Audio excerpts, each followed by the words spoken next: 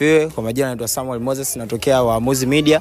Leo tumekuja kushiriki katika kambi la watoto mtaa wa Jamaica.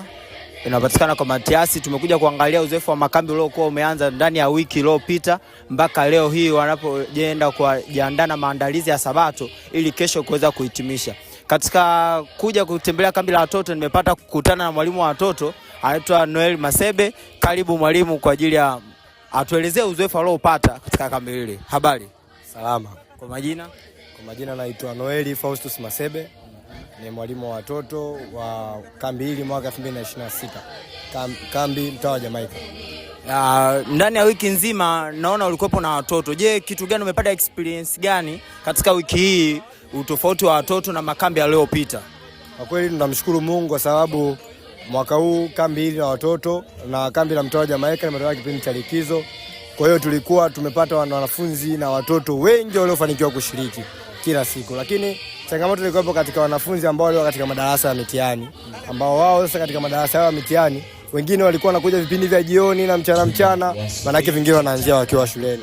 Lakini tunamshukuru Mungu, hao wote tulikuwa tunajumuika nao. Tulikuwa tunafika 200 na zaidi huko. Tunamshukuru sana Mungu kwa sababu ya kutupatia baraka huo watoto. Amina. Je, watoto uelewa wao, maana tunaona kuna utofauti kati ya makambi yaliyopita na mwaka huu. Tunaona watoto walikuwepo wengi, sengine wanakuja na pungua. Uelewa wao kama wewe mwalimu ulikuwa unapata yani ugumu upi, labda na wapi sehemu nyingine ilikuwa rahisi kwako?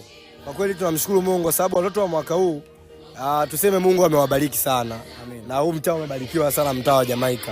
Kwa sababu watoto wake ni watoto ambao wako very bright na wamefanikiwa sana katika masuala yao. Hata ukifuatilia namna ambavyo wanaelewa maswali jinsi yanavyojibiwa, kwa kweli ukiwa kama mwalimu unakuwa unafurahishwa sana na kile wanachokifanya. Kwa hiyo Mungu amewasaidia na tunawaombea Mungu aendelee kuwatia nguvu na joto kwa sababu ni watoto wenye karama mbalimbali, watoto wenye vipawa na vipaji mbalimbali. Asante. Pia tumeona tumetembea tukakutana na walimu wapya. Tunatumaini hao walimu umebadilishana ujuzi mkubwa sana katika kukutana nao. Wamekuja pia na vitu vipya. Je, watoto waliwapokeaje hao walimu na uliona changamoto gani kati ya hao walimu wapya walivyokuja katika eneo lako kama wewe mwalimu mwenyeji? Sahihi kabisa ni kwamba watoto wanapenda kuwaona walimu wapya. Kwa hiyo walifurahishwa sana kuwaona walimu hao wapya. Na kwa sababu walifurahishwa basi tukajifunza vitu kutokea kwao kwa sababu najua binadamu hatufanani. Kwa katika yale matofauti tulionayo, Mungu ametusaidia kama kuna kitu wamegeni kutokea kwetu na kuna kitu tumejifunza kutokea kwao. Lakini yote kwa yote utukufu unamrudia Mungu aliye mbinguni. Amina sana. Tunashukuru, tunategemea Jumamosi kuwa na vipindi bora zaidi na tutakutafuta ukiwa na mwanao. Watu mazuri sana.